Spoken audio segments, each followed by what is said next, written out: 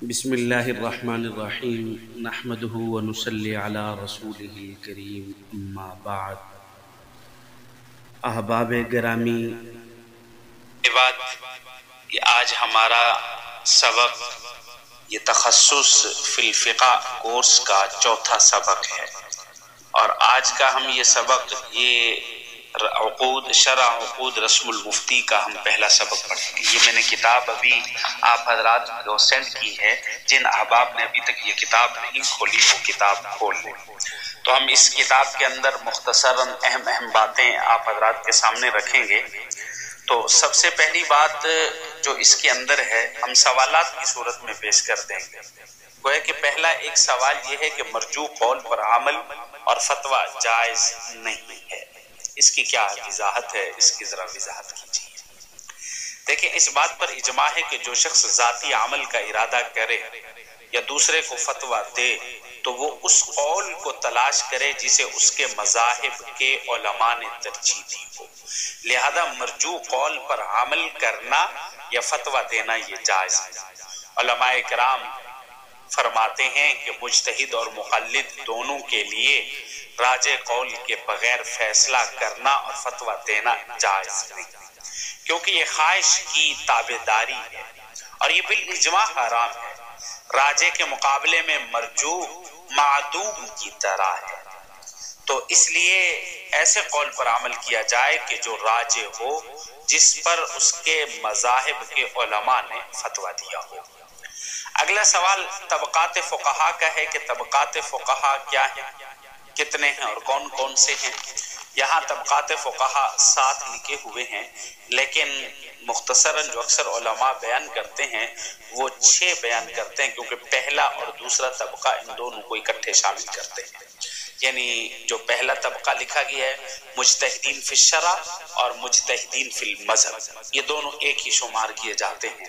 اور یہ مجتہدین فی المذہب، مجتہدین فی الشرع فرمایا کہ یہ وہ طبقوں کے مجتہدین فی الشرع کے اندر امام اعظم ابو حنیفہ کو شمار کیا جاتا ہے، اور مجتہدین فی المذہب کے اندر امام صاحب کے شاگرد امام ابو یوسف علی رحمہ اور امام محمد علی رحمہ کو شمار کیا جاتا ہے۔ تو پہلا طبقہ جو مجتہدین فی المذہب کا ہے یہ وہ حضرات ہیں کہ جو امام اعظم ابو حنیفہ علی رحمہ کے مقرر کردہ اصول و قواعد کے مطابق احکام کا استنباط کرتے ہیں، جیسے امام ابو یوسف علی رحمہ ہیں اور امام محمد علی رحمہ ہیں۔ دوسرا طبقہ مجتہدین فی المسائل کا، ان حضرات کا کام یہ ہے کہ یہ صاحب مذہب سے جن مسائل میں کوئی روایت منقول نہیں ان میں امام صاحب کے مقرر کردہ اصول و قواعد کے مطابق احکام کا استنباط کرتے ہیں۔ حالانکہ یہ حضرات اصول و فروع میں اپنے امام کی مخالفت پر قدرت نہیں رکھتے، جیسے امام خصاف ہو گئے، امام طحاوی ہو گئے، امام کرخی ہو گئے، امام سرخسی ہو گئے، امام بزدوی علیہ الرحمہ، یہ سارے حضرات ہو گئے۔ اور تیسرا طبقہ اصحاب تخریج کا ہے، یہ حضرات قول مجمل کی تفسیر اور قول محتمل کی تعیین پر قدرت رکھتے ہیں، البتہ اجتہاد پر قدرت نہیں رکھتے، جیسا کہ امام راضی ہو گئے۔ اور چوتھا طبقہ اصحاب تخریج کا ہے، یہ حضرات امام صاحب سے منقول 2 روایتوں میں سے کسی ایک کو دوسری پر ترجیح دینے کی قدرت رکھتے ہیں، جیسے امام ابو الحسن قدوری اور صاحب ہدایہ وغیرہ ہو گئے۔ اور 5واں طبقہ یہ قادرین علی التمییز کا ہے، یعنی یہ حضرات قوی، ضعیف، راجع، مرجوع کے درمیان فرق کرنے پر قدرت رکھتے ہیں، جیسے صاحب قنز ہے، صاحب وقایہ ہے، صاحب مختار ہے۔ اور چھٹا طبقہ جو ہے یہ مقلدین محض کا ہے، یہ حضرات نہ اجتہاد پر قدرت رکھتے ہیں اور نہ اچھے برے میں امتیاز کرنے پر قدرت رکھتے ہیں، بلکہ ہر حکم میں اتباع کرتے ہیں، ہر حکم میں، ہر مسائل کے اندر یہ دوسرے کی اتباع کرتے ہیں، اور یہ خود مسائل کا نہ اجتہاد کر سکتے ہیں اور نہ ہی یہ خود مسائل اپنی طرف سے بنا سکتے ہیں، بلکہ ہر مسئلے کے اندر اپنے علماء کی یہ حضرات اجتہاد کیا کرتے ہیں۔ تو یہ آج ہم نے یہ 2 مختصر سبق پڑھے ہیں۔ تو میں نے یہ ابھی کتاب جو بھیجی ہے، اس کتاب کو تمام احباب، تمام طالبات ڈاؤن لوڈ کر لیں، اور اس کے ساتھ اگلی چیز جو ہے وہ مطالعے کی ہے۔ وہ مطالعے کی کیا ہے؟ یہ بہشتی زیور ہے، بہشتی زیور کا حصہ 4، یہ حصہ چہارم آپ تمام نے اس کا مطالعہ کرنا ہے، حصہ چہارم کا، اور اسی کے ساتھ امداد الفتاوی کی جلد اول، اس جلد اول کا جو حصہ کتاب الطہارت کا ہے، یہ تیمم کی فصل تک، یہ تقریباً 100 صفحات کے قریب بنتے ہیں، 95 صفحات، تو ان دو کا آپ تمام طالبات نے مطالعہ کرنا ہے، اور وقتاً فوقتاً آپ سے ان کے مطالعے کے متعلق بھی پوچھا جائے گا۔ یہ کوشش کریں 1-2 دن میں اپنا یہ مطالعہ مکمل کر لیں۔ بہشتی زیور کا حصہ چہارم اور امداد الفتاوی کا طہارت کا حصہ مکمل، یہ دونوں کتابیں اس میں بھیجنے کی کوشش کر رہا تھا، لیکن وہ نیٹ کی خرابی کی وجہ سے یا نہیں ہو رہی۔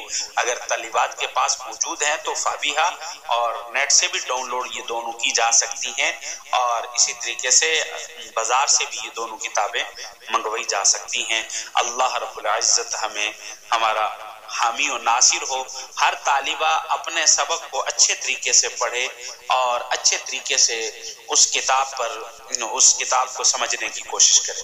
تو یہ آج ہمارے 2 سوال ہوئے ہیں۔ پہلا سوال تو قول مرجوح پر فتویٰ دینا جائز ہے یا نہیں، اور دوسرا سوال طبقات فقہا کا ہے، اور تیسرا سوال تیسرا سوال جن کتب سے فتویٰ دینا جائز نہیں ہے وہ کون کون سی ہے، اور فتاوی کے عدم جواز کی وجہ کیا ہے، یعنی کون کون سی ایسی کتابیں ہیں کہ جن سے فتویٰ دینا جائز نہیں ہے۔ دیکھیں، جن کتب سے فتاوی دینا جائز نہیں ہے ان کو ذرا دیکھ لیجئے۔ ایک تو کوستانی کی شرح نقایہ ہے، یہ شرح ہے، ایک فقہ کی کتاب ہے شرح نقایہ، اور دوسرا ہے در مختار۔ در المختار نہیں، وہ اور کتاب ہے، اور در مختار اور ہے، یہ در مختار ہے، اور الاشباح والنظائر، اور ملا مسکین کی شرح کنز۔ ان کتب سے فتویٰ جائز نہ ہونے کی کیا وجہ ہے؟ یعنی یہ 4 کتابیں میں نے آپ حضرات کے سامنے فقہ کی ذکر کی ہیں، ان 4 کتابوں کے مطابق ان سے مسئلہ دے کر فتویٰ نہیں دیا جا سکتا۔ مسئلہ تو آپ بتا سکتے ہیں کسی کو، لیکن فتویٰ لکھ کر دے دینا، فتوے کے طور پر کسی کو بتانا، ہاں ان کو فتویٰ کیوں نہیں دیا جا سکتا، اس کی کیا وجوہات ہیں؟